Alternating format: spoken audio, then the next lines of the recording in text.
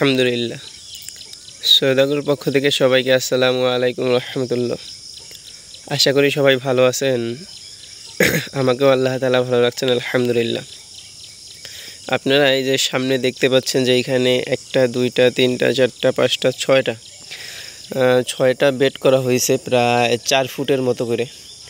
তো আপনারা যারা আমাদের ভিডিও মোটামুটি দেখেন তারা সবাই জানেন যে এই যে আমাদের বাসার পাশেই যতটুকু আমাদের জায়গা আছে আর কি, এই জায়গায় কিন্তু আমরা কিছুদিন আগে করল্লা চাষাবাদ করছিলাম। তো ওইটার ফলন কিন্তু আপনারা নিজ চোখেই দেখছেন আলহামদুলিল্লাহ যে কী পরিমাণে ফলন আসছিল। তো যাই হোক, আমাদের আসলে ওই পাশে একটা প্রজেক্ট আছে, এই ঘরের ওই পাশে। তো ওইখানে কিছু বাঁশের প্রয়োজন আছে। তো এই জন্য ভাবলাম যে এইখানের বাঁশগুলো ছুটাইয়া এইখানে অন্য একটা কিছু চাষাবাদ করি। এইখানে আসলে কখনোই কোনো পানি ওঠার সম্ভাবনা নাই, যত বৃষ্টি হোক, যত ঝড় হোক, তুফান হোক, এইখানে আলহামদুলিল্লাহ আল্লাহ তাআলার রহমতে কখনোই পানি উঠবে না। তো ভাবলাম যে এইখানে কিছু মরিচ চাষ করি।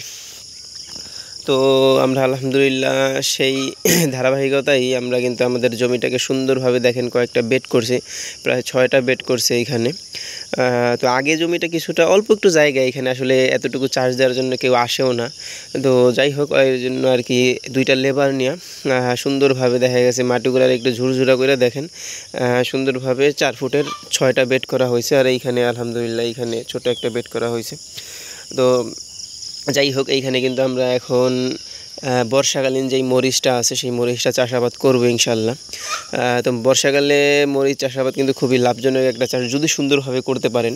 কেননা দেখা যাচ্ছে প্রায় 300-400 টাকা, এখনই কিন্তু 300 টাকা কেজি। তো বর্ষাকালে দেখা যাচ্ছে আর 2 মাসের ব্যবধানে প্রায় 500 টাকার মতো হয়ে যাবে। তো যাই হোক, আসলে আমরা কিন্তু এখানে 300-র মতো চারা লাগাইতে পারবো। আমাদের চারা কিন্তু ব্যালকনিতে আছে, সেটা দেখাবো আপনাদেরকে এখন ইনশাল্লাহ। তো যাই হোক, তার আগে আমরা আপনাদেরকে বেডটা একটু দেখাই নিই। এখানে আমরা কিন্তু 1.5 ফুট ড্রেন দিছি, 4 ফুট বেড দিছি।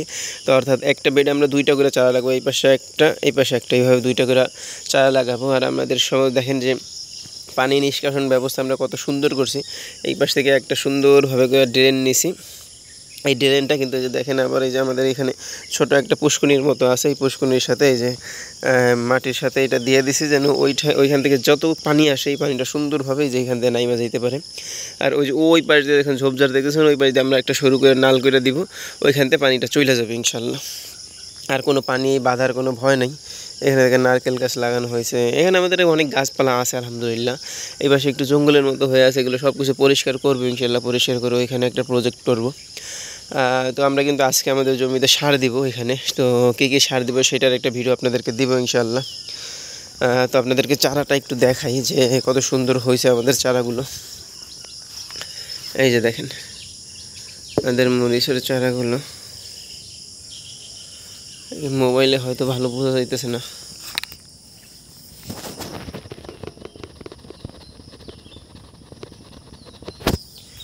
আমরা একটু চারাগুলো আপনাদেরকে দেখাই। এই যে দেখেন আমাদের চারাগুলো,